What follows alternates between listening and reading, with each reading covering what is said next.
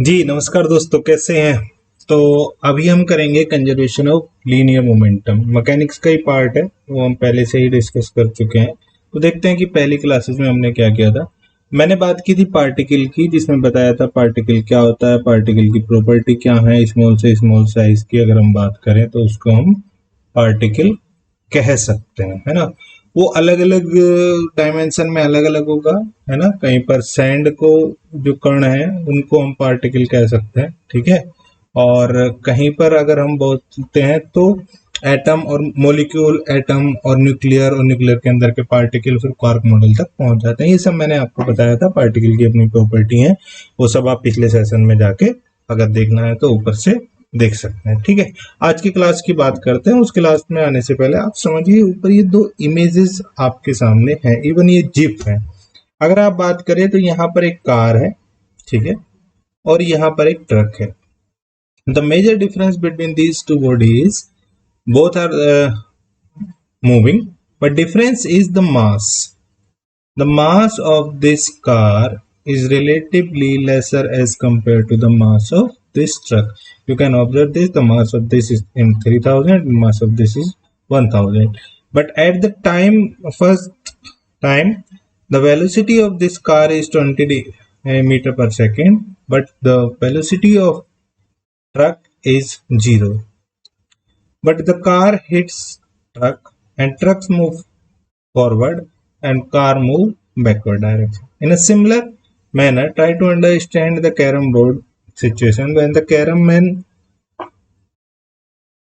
hit by the sticker and both the men move other side, है ना। तो जो स्ट्राइकर है वो खेल रहा है, जो ये गिट्टियां हैं ये अलग अलग डायरेक्शन में जा रही हैं।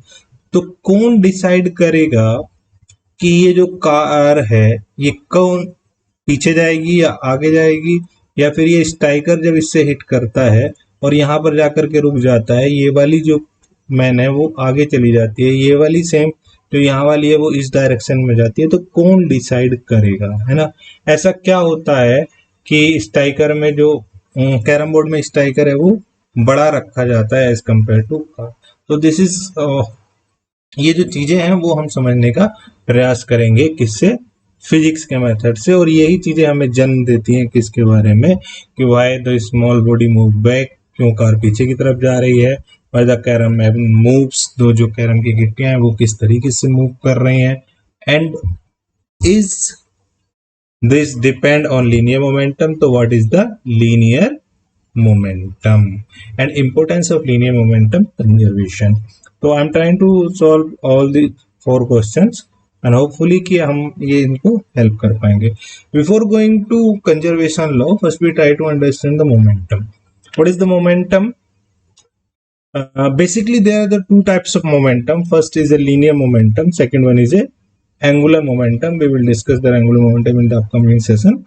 But the linear momentum, when the motion consider in a linear direction, it may be in this direction, it may be in this direction, it may be in this direction, even towards me and opposite to me. किसी भी direction में अगर वो चले but एक direction linear हो, when direction is linear we are considering the linear momentum, ठीक है। it is not moment, it is not an angular momentum, it is not only momentum, are consider the linear momentum। क्या होना चाहिए linear momentum? This is nothing but the product of mass and volume. It means volume is a vector when the volume is mass of velocity, volume नहीं velocity, है ना, because v is a vector then p must be a vector quantity, p must be a vector quantity। it means अगर हम बात करें, हमारे पास जो small mass है वो मूव कर रहा है v वेलोसिटी से, और अगर कोई ग्रेटर मास है वो मूव कर रहा है कैपिटल V वेलोसिटी से। In case b is greater than capital V, ठीक है, small b is greater than capital V और m छोटा भी है, तो हो सकता है कि इसका मोमेंटम इससे ज्यादा हो जाए, है ना। And this momentum transfer to other body जब वो हिट करेगा, ठीक। तो ये मोमेंटम है जनरली। अगर हम इसकी यूनिट की बात करें तो आप समझ सकते हैं, suppose mass is in kg and velocity is metre per second, so the value unit for momentum is kilogram mass per second. ऐसे ही ग्राम में हो सकती है, सेंटीमीटर, किसी भी तरीके से आप इसको। What about the dimension? Dimension में भी mass is m and velocity is lt minus 1। तो this is the dimension of this. देखिए हमेशा ध्यान रखना, डायमेंशन और यूनिट हमेशा फिजिकल क्वांटिटी जो है उनकी याद रखनी चाहिए। It is decide the behaviour of the quantity and also help to solve many problems, क्योंकि डायमेंशन कभी नहीं बदलती है ना। 12th में फर्स्ट चैप्टर सेकंड चैप्टर में यही पढ़ाया जाता है कि डायमेंशन कभी नहीं बदलेगी। Dimension of both side must be same. The same dimension quantity can be add and subtract. तो फॉर्मूला और आंसर सॉल्व करने में बहुत हेल्प करती है। The second thing is change in momentum is impulse. It means change in momentum. This P, it impulse is impulse. ठीक है, the rate of change of applied force. It means the rate of change applied force. उसको हम बोलते हैं impulse. ठीक, it means F delta T ये हो गया, या फिर rate of change of applied force. तो this is change in momentum. अगर मोमेंटम चेंज निकालना है तो किस रेट से फोर्स आपका चेंज हो रहा है। ठीक, सही है ना। तो this is all about to linear momentum. बहुत और बहुत सारी चीजें जो समझ सकते हैं, लेकिन पहले हम बात करते हैं अब कंजर्वेशन लॉ की। क्या है कंजर्वेशन की इंपोर्टेंस और समझो। देखो समझने के लिए थोड़ी सी बात से हम क्लियर कर सकते हैं। सपोज करिए ये एक रेफरेंस फ्रेम है, यहाँ पर एक पार्टिकल है जो पी पोजीशन पे है, थोड़ी देर बाद ये पार्टिकल क्यू पोजीशन पर चला जाता है। यहां पर फर्स्ट केस में इसका जो पोजीशन वेक्टर है सपोज करिए r1 है, और दूसरे केस में ये r2 है। तो जब ये पार्टिकल मूव करेगा तो इसका पोजीशन वेक्टर जो है वो चेंज होगा, है ना। लेट द पोजीशन वेक्टर या रेडियस वेक्टर, है ना, changes from r1 to r2 ये तरीके से। और ये जो डिफरेंस होगा, सपोज ये r है जहां r2 माइनस r1 होता है, ये आपको पता ही है। ठीक है भाई। अब अगर आपको इसकी वेलोसिटी निकालनी हो तो इसका मास कितना है, let mass of and the mass of particle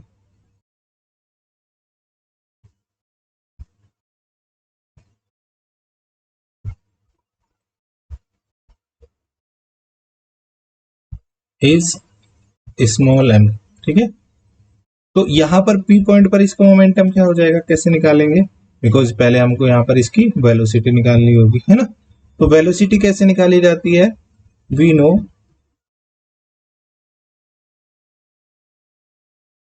the velocity. Velocity कितनी होती है जी, v बराबर rate of change of position vector. अगर पहले वाले के केस में है तो r1 के हिसाब से, क्योंकि r1 तो कांस्टेंट है तो जनरली r चेंज हो रहा है ना। अगर इन केस अगर हम इसको देखें r चेंज हो रहा है तो यहाँ पर हम यूज नहीं करेंगे। ठीक है, और ये हो जाएगी।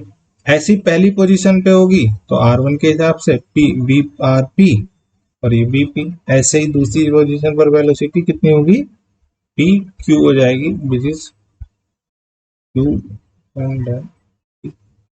ठीक, अब मोमेंटम अगर हम देखें तो यहाँ पर मोमेंटम सपोज करिए पी पी हो, ठीक है, पी पी हो तो which is M B P, और यहाँ पर हो जाएगा तो बी एम, बताइए कितना होगा, ये हो जाएगा, है ना, वी क्यू।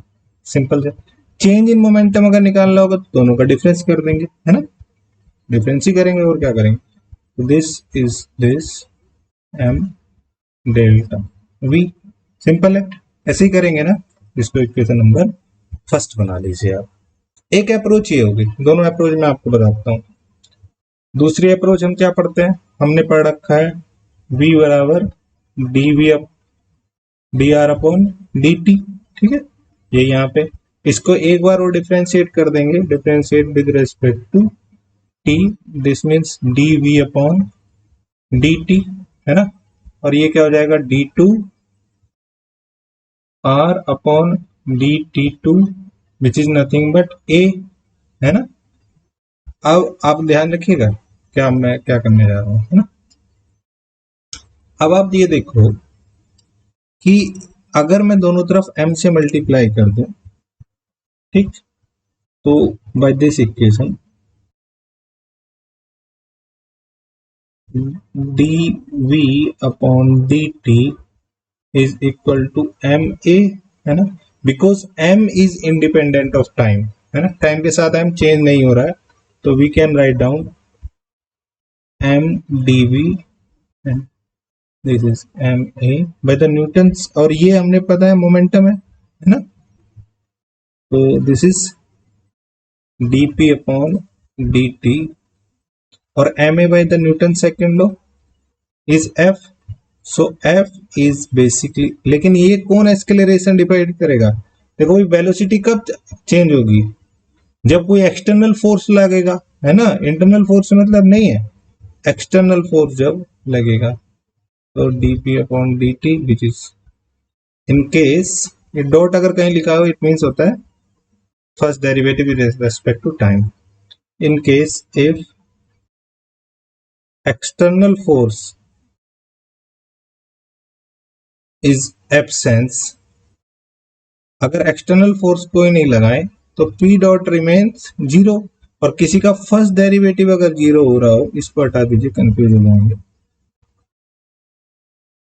तो मीन क्या हुआ सिंपली कि वो जो क्वांटिटी है वो टाइम के साथ कांस्टेंट है, इंटीग्रेट करते हैं तो c आएगा ना, इसका मतलब क्या हुआ, इट सिंपली मीन्स कि P Q is must be equal to P P, है ना। अब इसको आप यहां से कैसे कर सकते हैं जी बताइए, यहां पर भी ऐसे कर लेंगे, क्योंकि F बराबर क्या होता है एम ए, तो यहाँ डेल्टा टी से भाग कर दो, मान लिया इसमें ये भाग हुआ तो ये क्या हो गया ए बन गया, ये टाइम के साथ रेस्पेक्ट में आ गया चेंज, और ये फिर कैसे हो जाएगा डेल्टा पी, मतलब टाइम के साथ rate of change of momentum, और ये क्या हो गया एम ए और विच इज एफ, वही सेम सिचुएशन है, मतलब दो अलग अलग अप्रोच है जैसे आप सोल्व कर सकते हैं, but interesting thing is F P remain same in absence of external force, इस बात को समझना जरूरी है। इसका मतलब ये हुआ कि कोई चीज मोशन में आ गई, समझिएगा, तब की हम बात नहीं कर रहे हैं, हम जब जीरो से ए की तरफ लेके जा रहे हैं, F external zero, it simply means A must be zero, acceleration कोई नहीं हो रहा है। जनरली लोगों के मन में ये सवाल आता है कि सर कोई ना कोई फोर्स, तो जैसे कैरम के केस में देखें या फिर हम कार के केस में देखें, तो जब आप उसको स्टार्ट करेंगे तब तो एक्सेलरेशन होगा, लेकिन ये तब की बात कर रहे हैं जब एक्सटर्नल फोर्स ना लगाया जाए, मोमेंटम चेंज तो हो रहा है, मोमेंटम जब कार जीरो पे खड़ी है, जब चलेगी तो मोमेंटम चेंज होगा ही, है ना, तो मोमेंटम कंजर्वेशन का कोई रोल नहीं।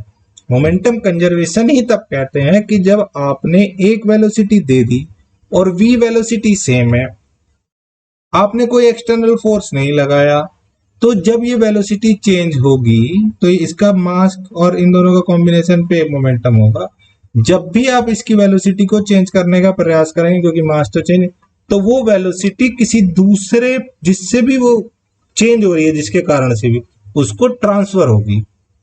अब उसका मास कितना है वो वेलोसिटी उसको डिसाइड करेगी, और हो सकता है कितनी ट्रांसफर कम होगी ज्यादा होगी, यह सिचुएशन है, लेकिन वो हमेशा इसको फॉलो करेगी कि the linear momentum, in case अगर हम देखें the linear momentum before the event and after the event, जो भी कोई घटना होने जा रही है, इवन द वर्ड लिखना चाहिए the total linear momentum, total linear momentum का मतलब जो भी उसका पार्ट है ना, total linear momentum of the system before the event and after the event remain same, ये की बात करता है। होप सो कि अगर ज्यादा क्लियर हो, एग्जाम्पल एप्लीकेशन समझिए, देखिए एक दो छोटे से पार्टिकल के टकराने से लेके एक बड़े से रॉकेट के जाते समय आप इस जो कंजर्वेशन ऑफ लीनियर मोमेंटम है उसको फॉलो करेंगे। इसको फॉलो करेंगे, कंजर्वेशन ऑफ लीनियर मोमेंटम को। लेकिन एक चीज और सोचने वाली है कि ये एक्चुअल में क्या मीनिंग रखता है। एक्चुअल में ये मीनिंग लगता है यूनिफॉर्म स्पेस का, कि जो भी हमारे साथ स्पेस है वो यूनिफॉर्म है, एक सा है। ठीक है, यूनिफॉर्मिटी ऑफ स्पेस की बात करता है। ठीक है, एक चीज और आपको समझनी चाहिए कि ये जो कंजर्वेशन ऑफ लीनियर मोमेंटम है या कंजर्वेशन ऑफ लॉज है ना, ये हमारी जो भी फिजिकल वर्ल्ड है उसके एग्जिस्टेंस को, उनके रूल्स को समझाते हैं। आप जब भी कोई नई मैकेनिक्स, अभी आप बड़ी क्लासेस में आएंगे आप देखेंगे, अभी तो आपने न्यूटोनियन मैकेनिक्स पढ़ी, ठीक है, और न्यूटोनियन मैकेनिक्स से पहले कौन सी पढ़ी जाती थी, इक्वेशन ऑफ मोशन वाली, है ना। न्यूटोनियन के हिसाब से F बराबर m में एक इक्वेशन ऑफ मोशन है, या इसको सेकंड डिफरेंशियल इक्वेशन के ऑर्डर में लिखें तो क्या लिखते हैं, फोर्स और मास और d2r/dt2, ये सेकंड ऑर्डर डिफरेंशियल इक्वेशन में f की वैल्यू v में भी कभी कभी लिखी जाएगी बस। तो न्यूटोनियन से पहले कौन सी थी, न्यूटोनियन से पहले थी इक्वेशन ऑफ मोशन वाली अप्रोच। उसको करेंगे तब भी कंजर्वेशन लॉ फॉलो करेंगे, जब न्यूटोनियन में अप्रोच आएगी तब करेंगे, उसके बाद लैग्रेंजियन आएगी, हैमिल्टोनियन आएगी, या फिर लीस्ट एक्शन प्रिंसिपल आएंगी। उन सब जो भी आएंगी आपको पहले conservation of law, conservation laws जो है मोमेंटम और एनर्जी, ये सब सेटिस्फाई करने को आएंगे। This is all about to conservation of law. बाकी हम इसके नेक्स्ट सेशन में क्या करेंगे, कुछ प्रॉब्लम सोल्व करेंगे, है ना।